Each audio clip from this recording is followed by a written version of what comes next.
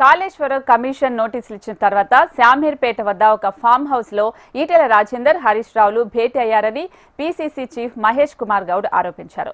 అక్కడి నుంచి కేసీఆర్ తో ఈటెల మాట్లాడారని తమకు సమాచారం ఉందని తెలిపారు. కాళేశ్వరంలో జరిగిన అవినీతిపై కమిషన్ ముందు ఈటెల చెప్పాలని డిమాండ్ చేశారు. ఈటెల రాజేందర్ బీజేపీలో ఉంటే అవినీతిని బహిర్గతం చేయాలన్నారు పీసీసీ చీఫ్ మహేష్ కుమార్ గౌడ్. శామీర్పేటలో ఒక ఫామ్ హౌస్ లో హరీష్ రావుతో ఈటెల రాజేందర్ కలిసినారు. అక్కడ నుండి కేసీఆర్కి మాట్లాడినారు. నేను ఈటెల రాజేందర్ని అడుగుతా ఉన్నా, మీరు కాళేశ్వరంలో వాస్తవాలు చెప్పి మోడీ మనిషి మోడీ పార్టీలో ఉన్నానని చెప్పుకుంటారా, లేక మీరు హరీష్ రావు కేసీఆర్ మాట్లాడుకున్న తీరు వల్ల కేసీఆర్కి లాభమయ్యే విధంగా మీరు వాంగ్మూలం ఇచ్చి మీరు మోడీకి వ్యతిరేకమని చెప్పుకుంటారా?